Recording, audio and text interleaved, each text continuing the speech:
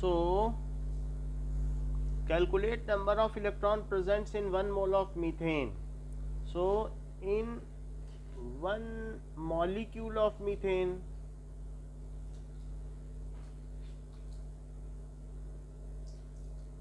कितने इलेक्ट्रॉन होंगे? That is CH4. तो इसमें 6 और प्लस इसमें 4 × 1, क्योंकि कार्बन में कितने इलेक्ट्रॉन होते हैं?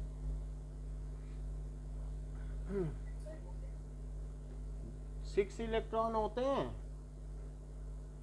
बोलो। तो in 1 mole how many electrons होंगे? This is equals to N0 into number of electrons in 1 molecule. 1 mole कितना होता है? और उसमें मल्टीप्लाई कर दो, ठीक।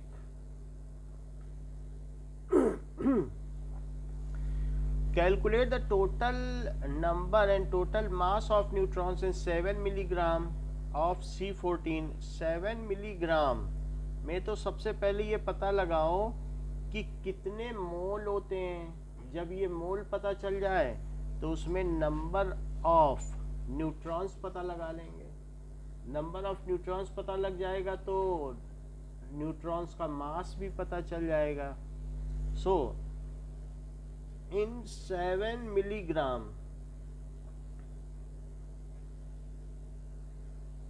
of C14 carbon atom, तो number of moles is mass upon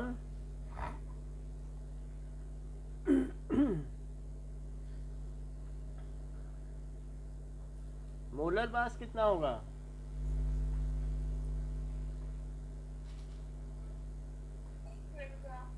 14 क्यों नहीं?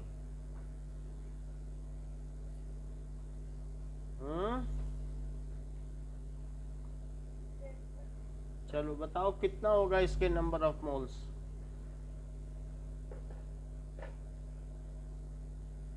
ये हो गया। एक मीथेन, एक कार्बन में कितने न्यूट्रॉन बताइए?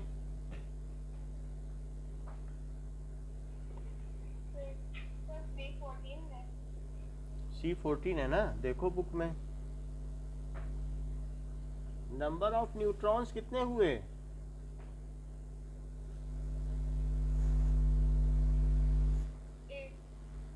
तो इतने मोल में कितने न्यूट्रॉन?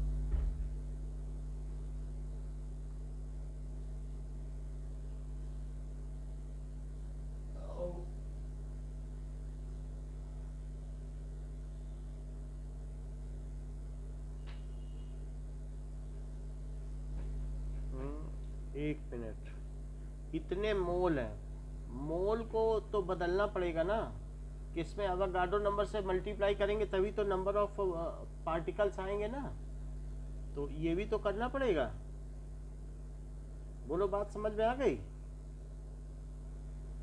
जितने मोल होंगे, मान लो 2 मोल होते तो 2 से मल्टीप्लाई करना, पहले तो संख्या निकालनी पड़ेगी कि उतने मोल में कितने पार्टिकल्स हैं इसके, और फिर एक मोल में, एक एटम में इतने न्यूट्रॉन, तो इतने एटम में कितने न्यूट्रॉन। बोलो, समझ में आ गया? अब ये इसका मल्टीप्लाई करो।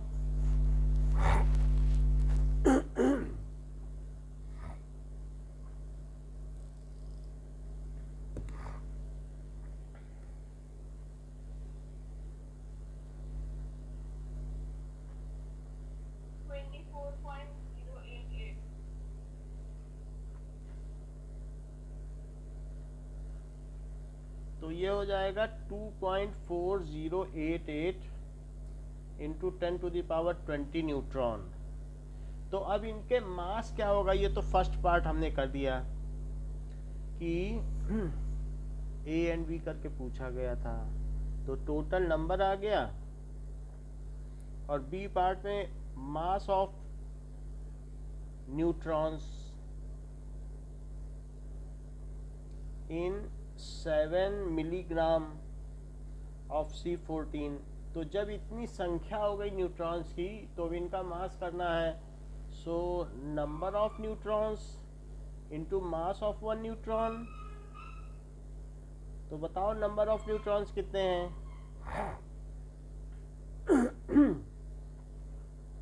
और एक न्यूट्रॉन का मास कितना होता है बताओ, देख के बताओ पीछे से।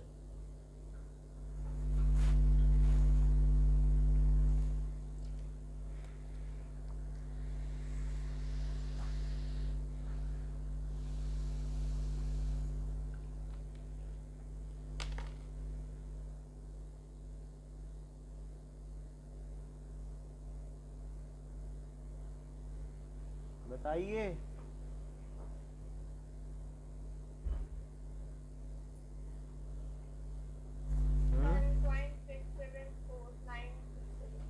वन 1.6749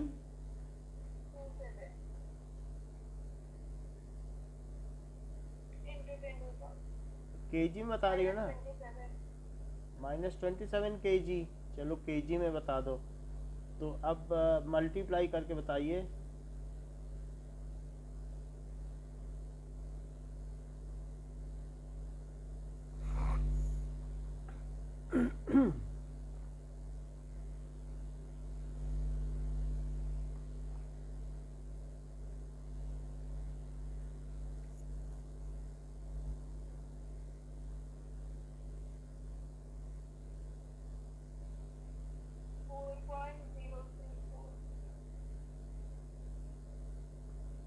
कितने केजी हो गया?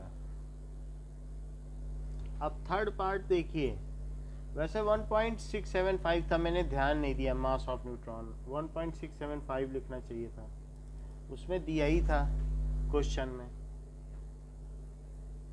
तो find the number and the total mass of protons 34 milligram of NH3। 34 milligram of NH3 में कितने मोल होते हैं यही पता करो। तो या फिर कितने पार्टिकल्स होते हैं। तो mass by molar mass is number by number not. तो उससे पता चल जाएगा कि कितने पार्टिकल्स है। तो 34 मिलीग्राम है। मिलीग्राम कितना होता है? इतने ग्राम। NH3 का मोलर मास क्या है?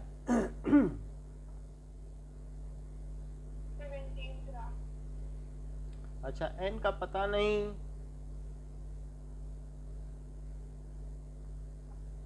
इसे ऊपर ले लो। ग्राम से ग्राम कटा पर मोल है, और ये भी पर मोल है। तो ये दोनों कटे। 17 से कटा 2, सो 12.044 इंटू 10⁻20। इतने तो पार्टिकल्स आ गए। सही है। Yes, sir. तो एक NH3 में कितने प्रोटॉन होते हैं?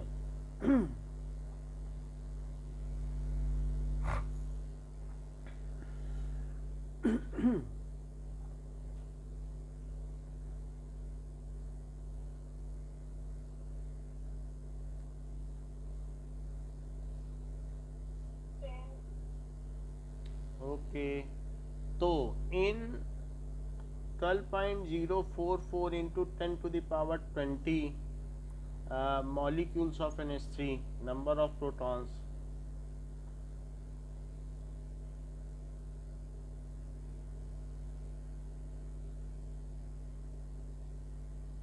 10⁻21। एक और 1 पॉइंट करो तो 22 प्रोटॉन हो गए। अब इनका mass, so total mass of proton in 34 milligram of NH3, तो कितना मास हो जाएगा? ये इसका बी पार्ट होगा। सो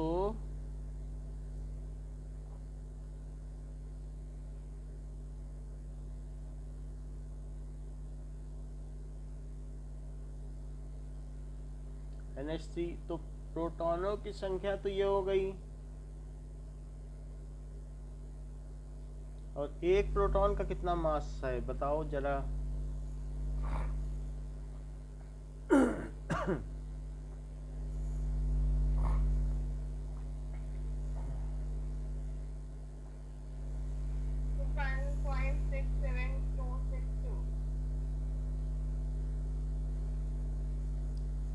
-20, इनका प्रोडक्ट भी बताइए।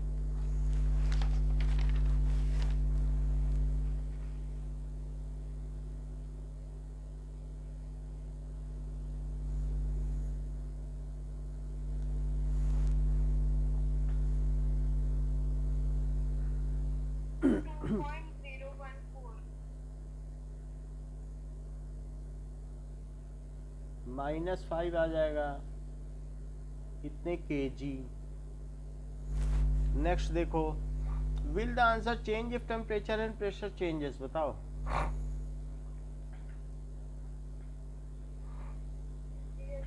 No, as the mole does not change. 34 gram mass change हो जाता है क्या टेम्परेचर प्रेशर चेंज होने से?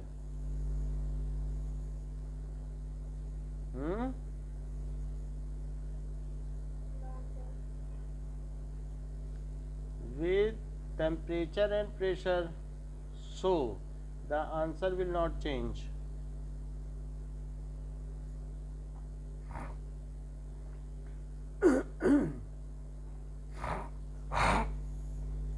अगला देखो 2.3, how many neutrons and protons are there in the following nuclei? तो 6, 13, 8, 16, Mg 12, 24, Fe 26, 56, Sr 38, 88। तो number of protons and number of neutrons जरा बताओ कितने कितने होंगे?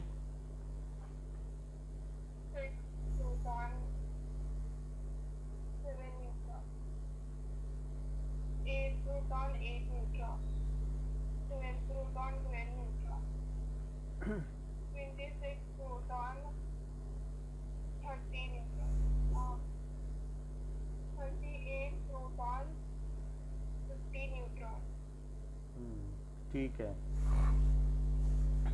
ओके। 2.4, तो इनके आपको सिंबल बताने हैं। Right the complete symbol. Z दिया है 17 और A 35 है, क्या सिंबल होगा?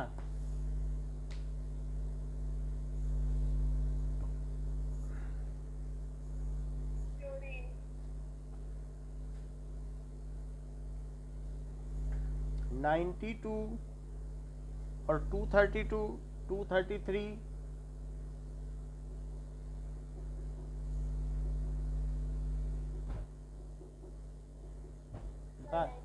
यूरेनियम नहीं होता है क्या?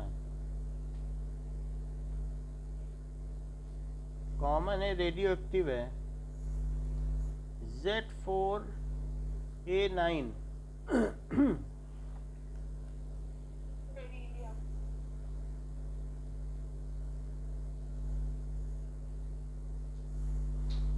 yellow light emitted from a sodium lamp has a wavelength। इतनी बात हो गई, चलो अब इसके आगे की कुछ नहीं है। अब हम लोग टॉपिक पे आते हैं।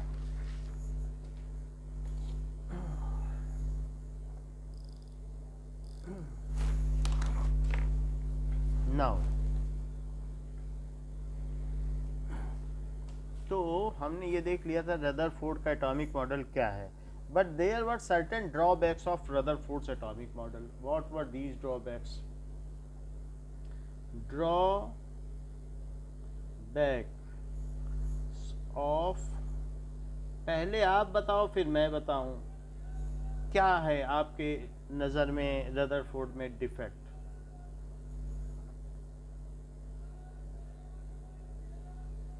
क्यों? According to Maxwell's theory, a charged particle accelerates when it radiates energy. In Rutherford model, electron is a charged particle which is accelerating, so it should also radiate energy, and ultimately it will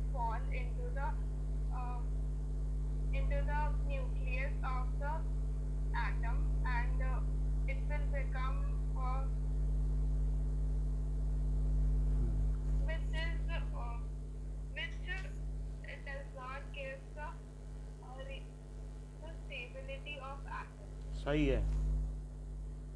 as per James Maxwell,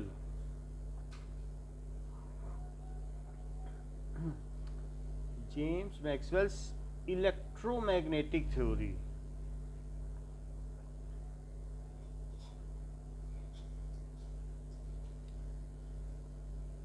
तो फिर अर्थ accelerate करती, वो सन में क्यों नहीं गिर जाती?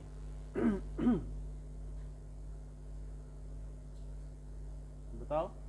अर्थ की भी ग्रेविटेशनल, अर्थ अर्थ के पास भी ग्रेविटेशनल फोर्स होता है। ग्रेविटेशनल फोर्स नहीं, वो चार्ज पार्टिकल नहीं है। समझ में आई? यस तो as per James Maxwell's electromagnetic theory, when charge particles accelerate, यानी अगर एक पॉजिटिव चार्ज हो या कुछ भी हो, निगेटिव चार्ज हो, और अगर वो एक्सीलरेट करेगा तो उसमें से वेव्स निकलेंगी, एनर्जी पैकेट, फोटोन निकलेंगे, इट्स रेडिएट्स एनर्जी, और अल्टीमेटली ये चार्ज पार्टिकल धीरे धीरे इसके ऑसिलेशन कम हो जाएंगे एंड अल्टीमेटली इट स्टॉप्स, तो इसकी सारी एनर्जी खत्म हो जाएगी। तो then it emits energy in form of photon, photon energy का पैकेट होता है। as electron is a charge particle in Rutherford model,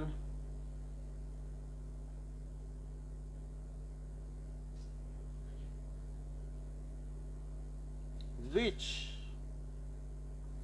in its circular orbit oscillates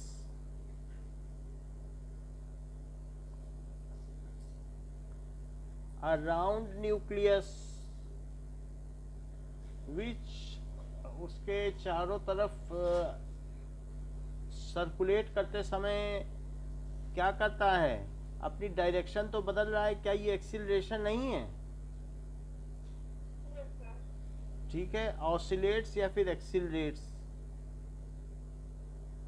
एक्सीलरेट्स around nucleus, so it will emit energy,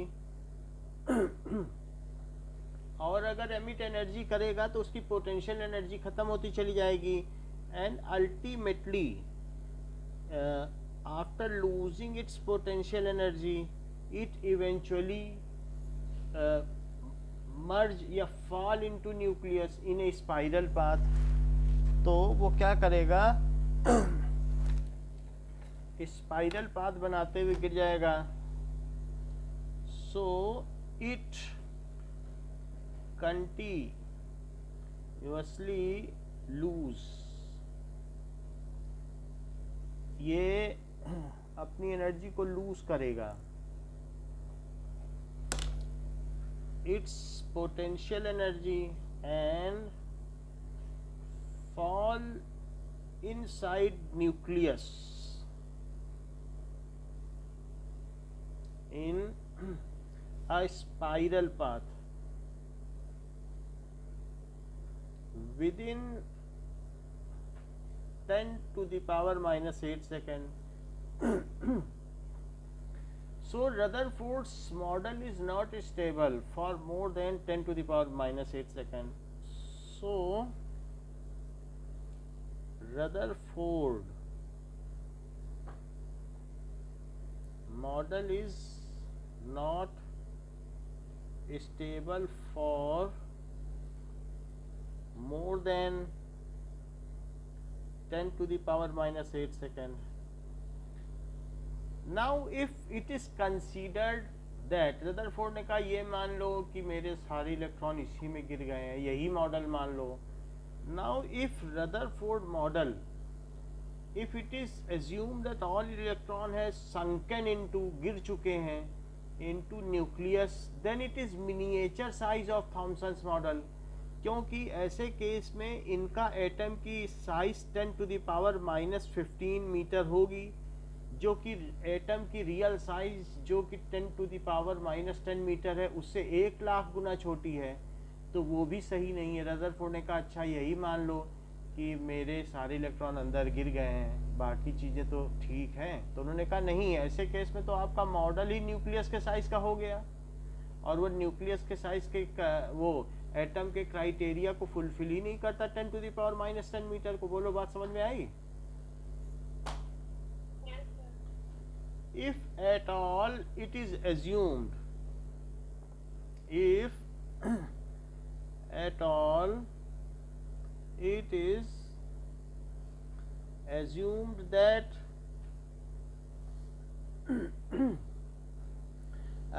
all electrons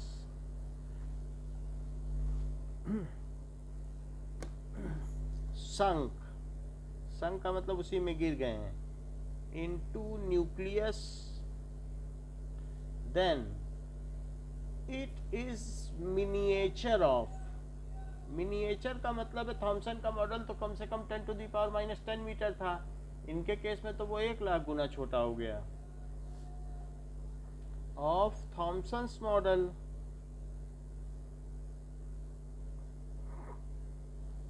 and even does not fulfill the criteria of atomic size,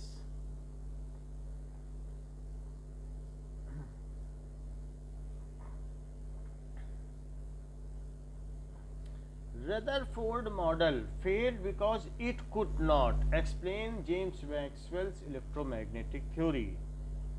Rutherford model failed as it was unable to explain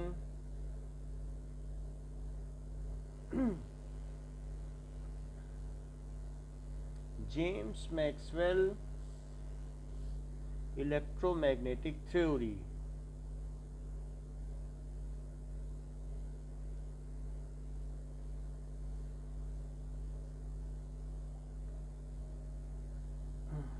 Earth does not fall in sun as it is not a charged particle.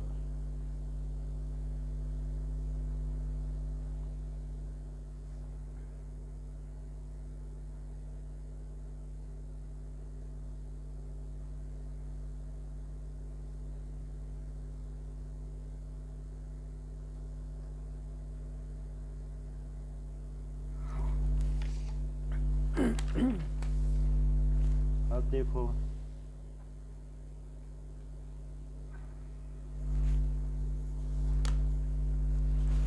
now development leading to the Bohr's atomic model. अब नए model पे आए। when this model is having loopholes, then why to discuss such a model? Let us switch over to some new atomic model.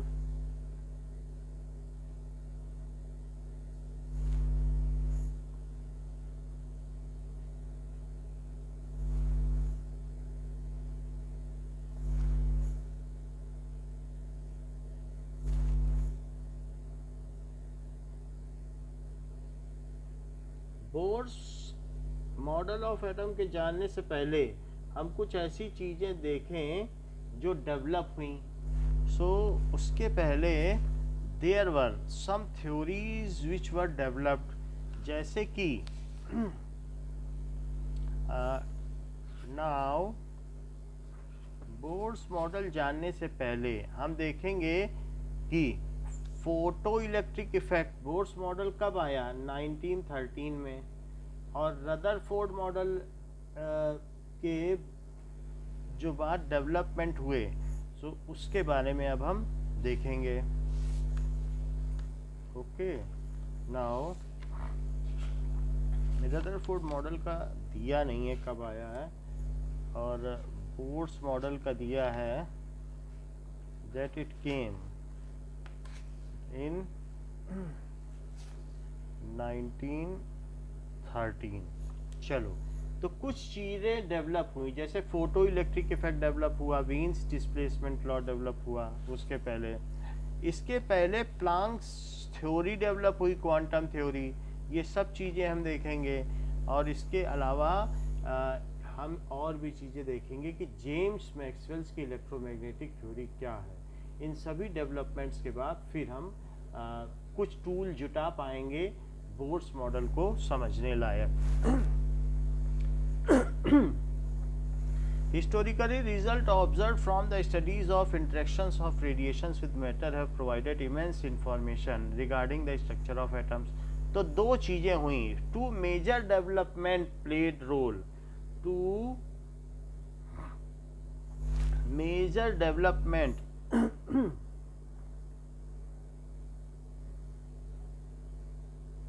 had taken place.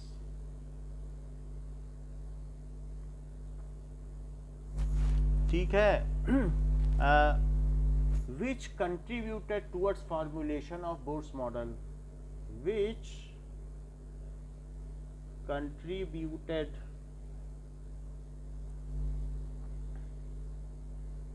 towards Bohr's model of atom.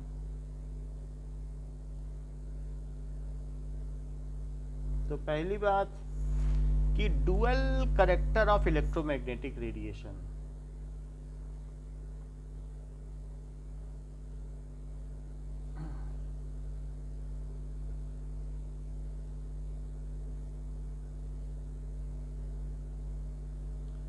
पहले इसे देखेंगे फिर दूसरे को देखेंगे। So dual character of electromagnetic radiation क्या है कि जब भी चार्ज पार्टिकल ऑसिलेट करता है तो ये जेम्स मैक्सवेल की इलेक्ट्रोमैग्नेटिक थ्योरी है।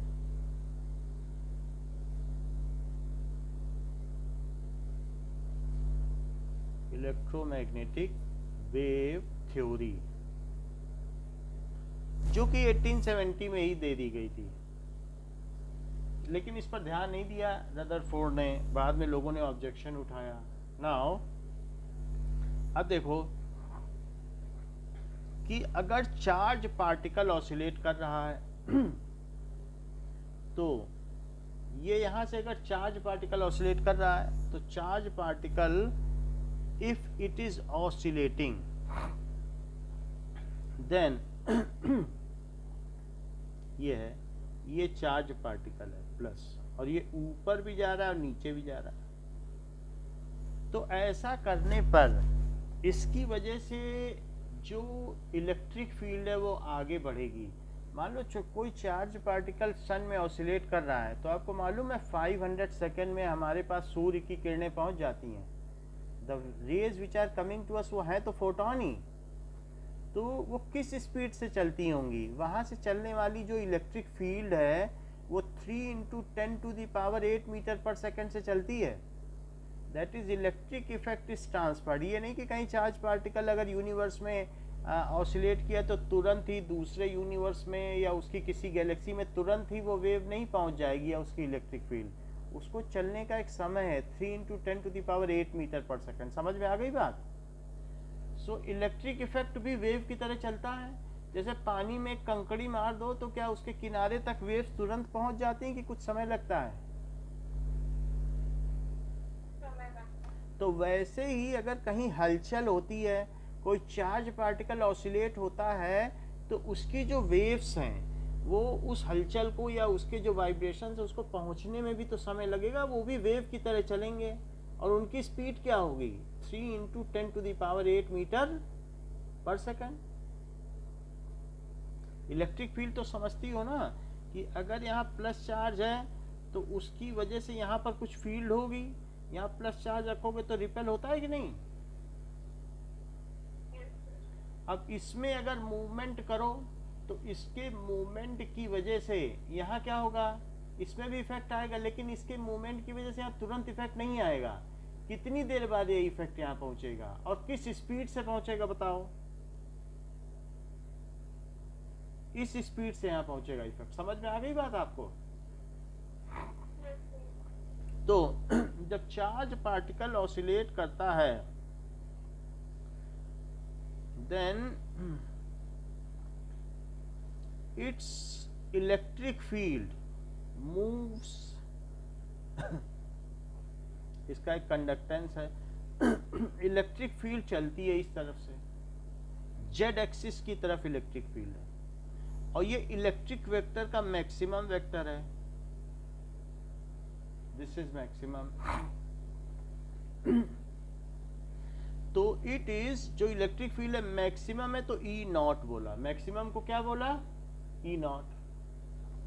अच्छा, ये एक अलग एक्सिस भी है, दिस इज वाई एक्सिस। तो वाई एक्सिस जेड एक्सिस के कैसे है? क्या परपेंडिकुलर है? Yes, sir. तो ये ऐसे चलेगी,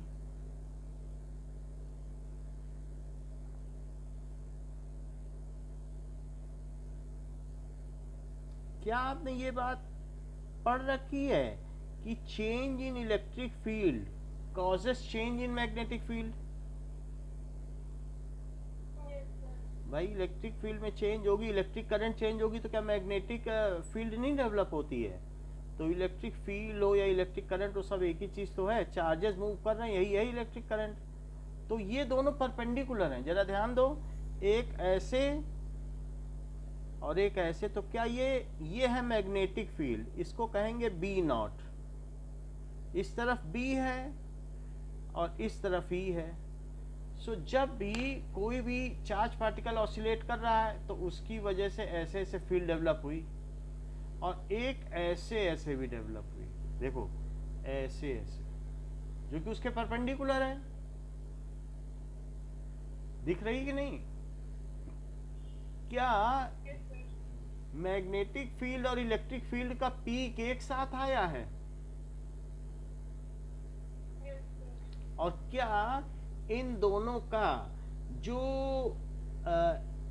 एक होता है नोड, नोड का मतलब खाली जगह है, जहां पर ट्रफ भी कह सकती हो या नोड भी कह सकती हो, तो जहां पर रिक्त स्थान है, एनर्जी जहां नहीं होती, तो क्या इन दोनों का ट्रफ एक साथ आया है? मिनिमम वैल्यू, और पीक भी एक साथ आया। फिर से देख लो, अब ये उसी तरीके से जब ये दूसरी तरफ गई, दूसरी तरफ कहाँ गई? वाई डैश में गई, तो ये कहाँ गई? क्या ये जेड डैश में नहीं चली गई? वो उधर गई तो ये नीचे गई, जब ये ऊपर थी तो वो इधर थी। बोलो Yes, sir. ऐसे है कि नहीं? ये ऐसे थी तो ऐसे ही ये चलता चला जाएगा, और ये आपकी बुक में बना भी है, आप देख लो, ये दोनों चीजें बनी हुई हैं। And it all moves with 3 into 10 to the power 8 metre पर सेकेंड। इसका जो ये है, ये क्या है इस डायरेक्शन में? Direction of propagation, direction of propagation.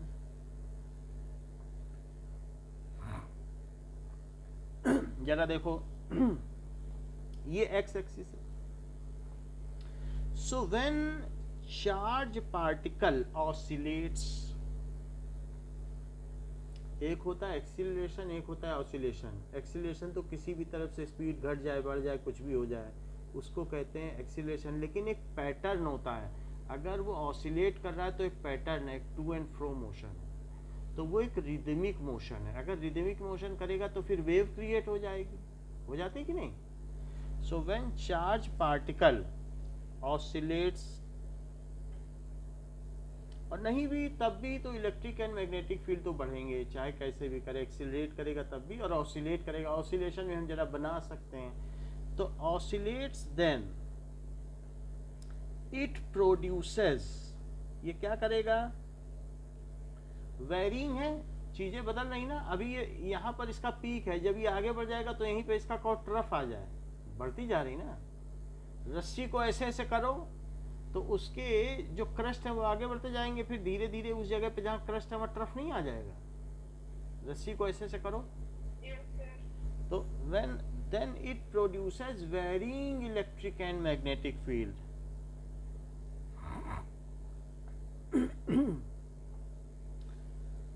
and fields which are mutually perpendicular to each other, जो आपस में एक दूसरे के परपेंडिकुलर हैं, which are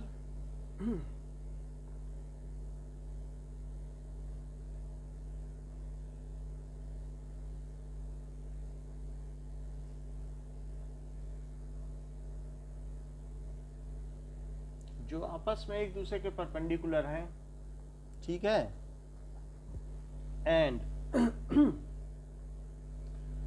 which are mutually perpendicular to each other and also perpendicular to the direction of propagation.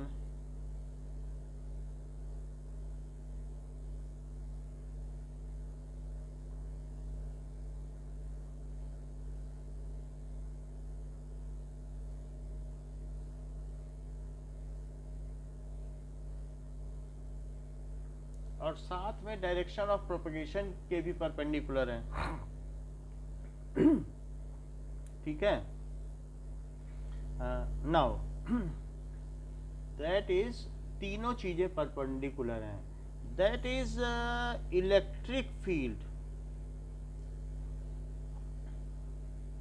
Magnetic field and direction of propagation.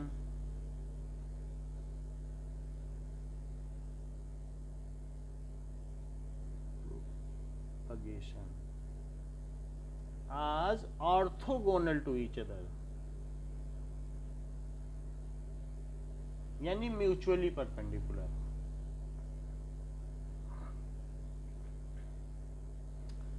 यानी अगर इधर की तरफ इलेक्ट्रिक वेक्टर लिया जाए, इधर की ओर मैग्नेटिक वेक्टर लिया जाए और इधर की ओर डायरेक्शन ऑफ प्रोपगेशन लिया जाए, सो वेलोसिटी जिधर ये जा रहे हैं, तो ये दोनों, ये सब परपेंडिकुलर हैं कि नहीं? Yes, sir. ऐसा होगा. दूसरी चीज, ये चीज ठीक है, such waves are called electromagnetic waves or electromagnetic radiations. Such waves are called electromagnetic waves या radiation.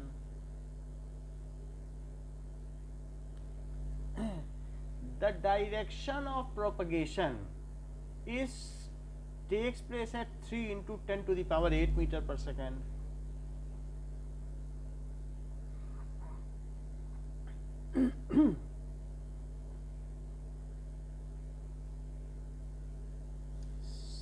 into 10 to the power 8 metre पर सेकेंड होता है. ये हो गया डायरेक्शन ऑफ प्रोपगेशन. नाउ अब जरा देखें कि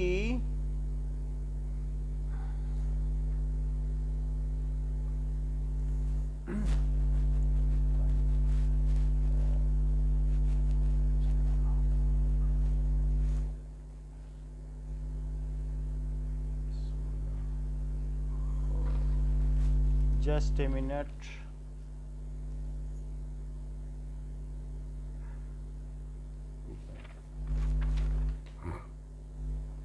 अब देखिए, electric field and magnetic field. Electric field and magnetic field attains their peak at the same position at the same time.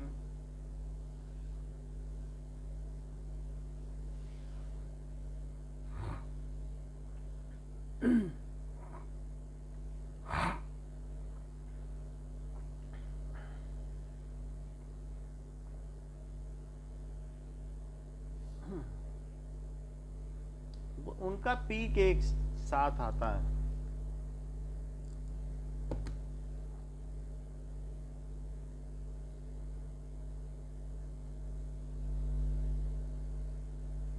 and at same position. Electric vector is energy vector. Energy electric field में होती है, magnetic field में उससे बहुत कम energy होती है। So electric vector is magnetic vector, ठीक है। Electric vector is energy vector, उसमें एनर्जी होती है, और मैग्नेटिक फील्ड में उतनी एनर्जी नहीं होती है। जो हमको गर्मी लगती है ज़्यादा, वो सब इसकी वजह से लगती है, इलेक्ट्रिक वेक्टर की वजह से, ठीक है। It has more energy. अब जरा देखो,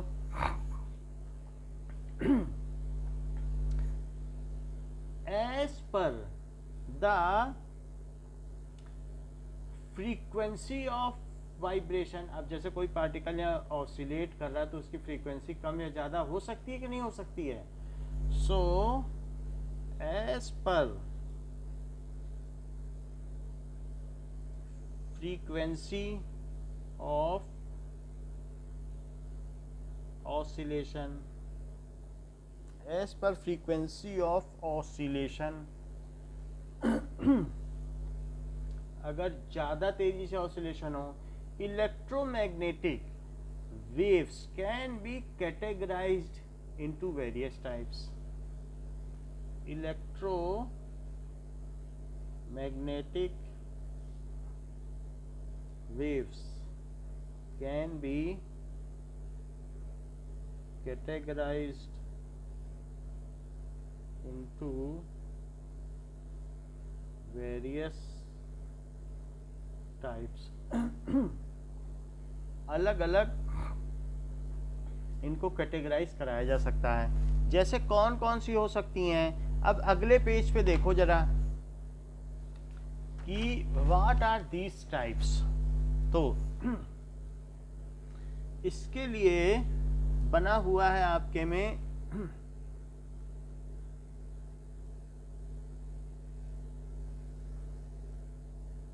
एक डायग्राम देखिए 2.7। तो गामा रेज हो सकती है, तो अब हम इसमें बहुत सारे 100 के अंतर पर इनकी फ्रीक्वेंसी बना देंगे, क्योंकि उनकी फ्रीक्वेंसी क्या है। कोई ऐसी वेव हो जो सिर्फ एक बार ही ऑसिलेशन करे, ऐसी भी तो वेव हो सकती है एक ही बार करे, वो बहुत हल्की एनर्जी की होगी। और कुछ ऐसी भी हो सकती है 100 वाइब्रेशंस करें, कुछ ऐसी भी हो सकती है कि 10,000 करें, कुछ ऐसी भी हो सकती है 10 लाख बार करें। 10 to the power 8, 10 to the power 10, 10 to the power 12, 10 to the power 14, 10 to the power 16, 10 to the power 18, 10 to the power 22 और 10 to the power 24। और भी हो सकती है, लेकिन इतना ही दिया गया, गामा रेस की कोई रेंज नहीं है। इसी तरीके से इनके ठीक नीचे लिखा जाए, थोड़ा सा डिस्प्लेस करके, थोड़ा सा डिस्प्लेस करके, उसके नीचे न लिखे, थोड़ा सा इधर 10 to the power यहाँ से शुरू करो। सो थोड़ा सा डिस्प्लेस करके 10 to the power -16, 10 to the power 100 बढ़ाते जाओ, -14, 10 to the power -12, 10 to the power -10, 100 बढ़ाता जा रहा हूँ, 10 to the power -8, 10 to the power -6, 10 to the power -4, 10 to the power -2, 10 to the power 0, 10 to the power 2, 10 to the power 4, 10 to the power 6 और 10 to the power 8। ये चीज़ जो हमने ली है ये मीटर में है, और ये लैम्डा है। लैम्डा का मतलब वेवलेंथ, जबकि ये चीज़ हर्ट्ज में ली गई है। और ये फ्रीक्वेंसी है कि उसका ऑसिलेशन क्या है। अब जरा देखो कि मान लीजिए कि कोई एक वेव है, तो वेव यहाँ से ऐसे जनरेट हुई, तो थोड़ी देर में जब होगा, ये पार्टिकल है, पार्टिकल ऊपर जाएगा, फिर धीरे धीरे वेव आगे बढ़ेगी। तो अब ये वेव आगे बढ़ गई, यही है इसका, ए वेव आगे बढ़ रही है। तो धीरे धीरे हम देखेंगे ये वेव अब यहाँ आ गई, ए आगे बढ़ गई। अब और देखो, फिर इसके बाद हम देखेंगे कि अब ये और आगे बढ़ गई। तो जब आगे बढ़ेगी तो धीरे धीरे आगे बढ़ती जाएगी, and we will see that कि ऐसी स्थिति में ये ए यहाँ पहुंच गई और बी ने इसका स्थान ले लिया, B has taken its place. बोलो भाई, आगे बढ़ती चली जा रही है। तो ये जो पार्टिकल है, पहले ये नीचे गया होगा, देखो नीचे जा रहा है कि नहीं जा रहा है, Yes, sir. और फिर उसके बाद ऊपर गया होगा, तो नीचे जाके ऊपर जाएगा। एक बार रस्सी को ऐसे करो तो एक ऑसिलेशन आगे बढ़ जाएगा कि नहीं, क्योंकि आप एक नया रिपल क्रिएट कर लोगे, एक नया विक्षेप। जब आप मुंह से बोलते हो तो एक नया वाइब्रेशन क्रिएट करते हो, तो पिछले वाइब्रेशन को क्या आगे नहीं बढ़ना पड़ेगा, उसको वो जगह नहीं देगा, Yes, sir. नहीं तो फिर आपका साउंड आगे कैसे बढ़ेगा। जैसे आपके कंप्रेशन एंड रेयरफेक्शन है, तो आप नया अपने लैरिंग से, वॉइस बॉक्स से नई आवाज निकालोगी, तो क्या वो जो पुराना वाला है वो मुंह के पास ही रहेगा क्या, कि वो आगे बढ़ जाएगा? बता, आगे बढ़ेगी. वही चीज है। तो यहाँ पर एक ऑसिलेशन हो गया ड्यूरिंग वन ऑसिलेशन, तो ये कितना आगे बढ़ गया बताओ? लैम्डा मीटर बढ़ा, रिपल बढ़ गई। सो ड्यूरिंग वन ऑसिलेशन, ठीक है, wave moves lambda metre ahead, क्योंकि इसी को तो वेवलेंथ कहते हैं ना, एक कृष्ठ से दूसरे कृष्ठ तक के बीच की दूरी। So ahead, and it has taken, और उसने समय कितना लिया? क्या टी टाइम लेता है? एक ऑसिलेशन में लगे समय को क्या कहते हैं? Time की. Time period. तो बताओ वेलोसिटी क्या होती है? Velocity is equal to distance upon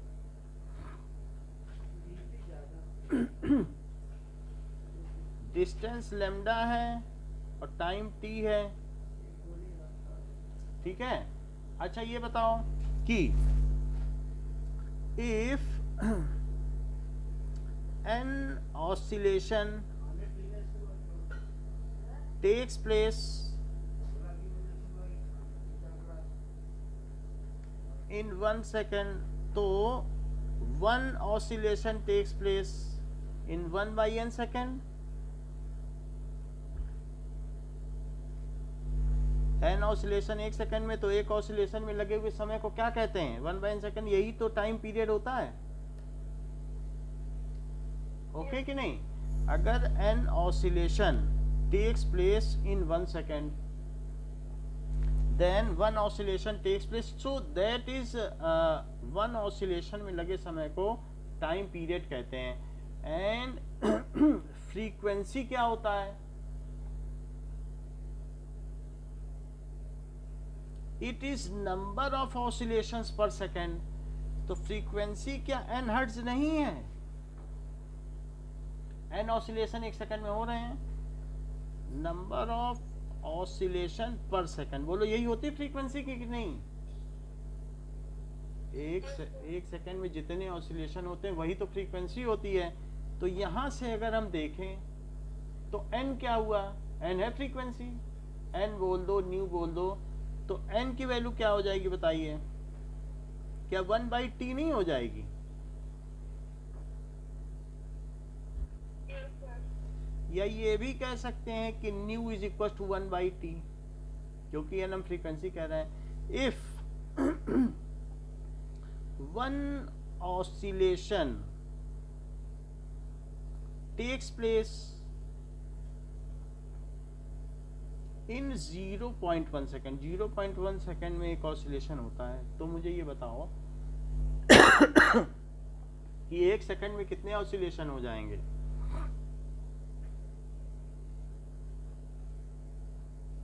बताइए कितने हो जाएंगे? 0.1 सेकेंड में एक होता है, तो एक सेकेंड में कितने हो जाएंगे?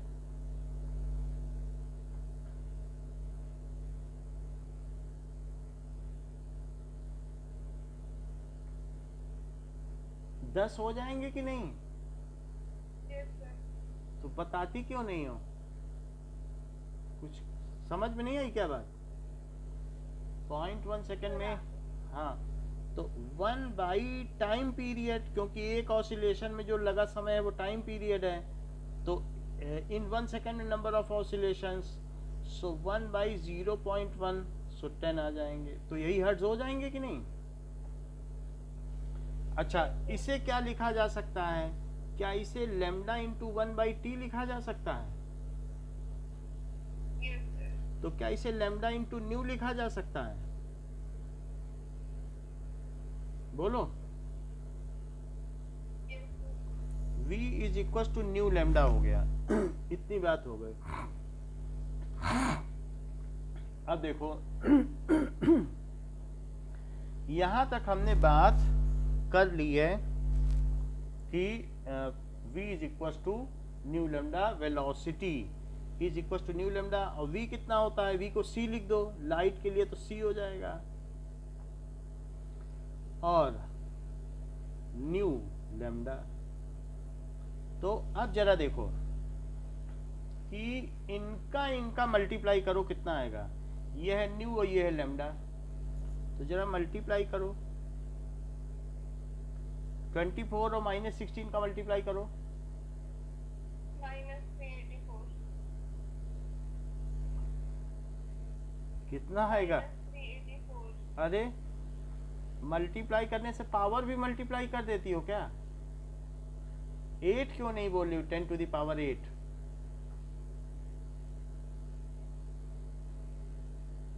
Yes, sir. हैं? बताओ,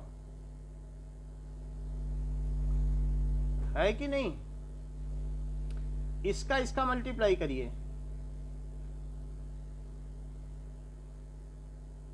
10 to the power 8. तो सब में यही आएगा, हर एक में करके देख लो। और ये 0 है, तो 10 टू द, थोड़ा सा डिस्प्लेस इसलिए किया क्योंकि 3 का फर्क है। 3 भी तो आना चाहिए कि नहीं इन दोनों में, तो 3 की वजह से थोड़ा सा डिस्प्लेस किया। अब देखो कि 10 टू द पावर 20 तक जो रे होगी वो गामा रेज होगी। सबसे ज्यादा फ्रीक्वेंसी, बहुत ज्यादा फ्रीक्वेंसी है, समझ सकती हो? 10 टू द पावर 20 कितनी ज्यादा होती है? एक सेकंड में इतने ऑसिलेशन होना। Is it easier? कितना टेम्परेचर होगा तब ये होगा। और X ray 10 to the power 16, तो एक्स रेज, फिर यूवी रेज, यूवी, फिर इसके बाद बीच में कौन सी पड़ेगी? ब्लू, यहाँ पे ब्लू पड़ेगी, यूवी, क्योंकि अल्ट्रावायलेट के पास ब्लू पड़ेगी, और दूसरी तरफ क्या पड़ेगी? रेड। ठीक है, सो दूसरी साइड में रेड आ जाएगी,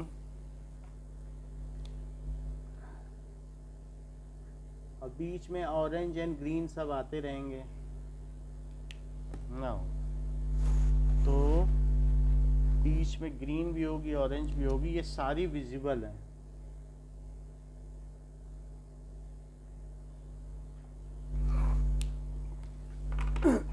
अब देखो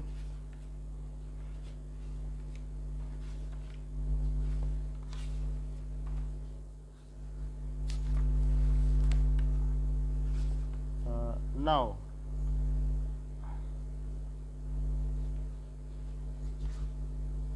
next is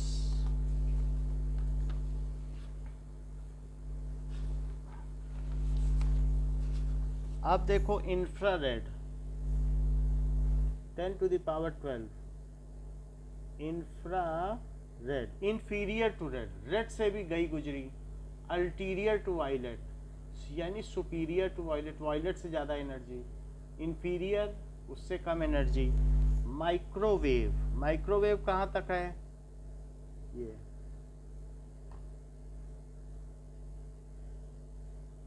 माइक्रोवेव। फिर इसके बाद रेडियो वेव, रेडियो वेव यहाँ आ गई रेडियो वेव और उसके बाद लॉन्ग रेडियो वेव्स, ये सारी चीज हो गई। समझ में आ गई आपको कि किस तरीके से ये सारी इलेक्ट्रोमैग्नेटिक वेव्स हैं। और फिर इसके बाद इनका भी स्पेक्ट्रम है, तो इनका स्पेक्ट्रम अगर हम देखें कि विजिबल रेस का, ये बीच वाली विजिबल हैं, तो विजिबल में सबसे पहले क्या आएंगी, वॉयलेट, फिर इंडिगो, ग्रीन, येलो, विबग्योर है, ऑरेंज और रेड। तो ये 750 नैनोमीटर है और ये रेंज क्या है, 400 नैनोमीटर। बोलो बात समझ में आ गई। अब बीच में बाकी सब लिखी गई हैं, 400, 500, 600, 700 एंड 750। इतनी समझ में आ गई बात कि विजिबल में क्या क्या होती हैं। विजिबल की कोई आपसे फ्रीक्वेंसी पूछे तो 10⁻15 हर्ट्ज कर देना, इसके बीच की पड़ती है, ठीक। और विजिबल की जो है 400 से 400 में वॉयलेट है और 750 में रेड है। ओके, तो ये चीज हो गई। अभी आधे घंटे बाद दूसरी क्लास होगी इतना ही रखो।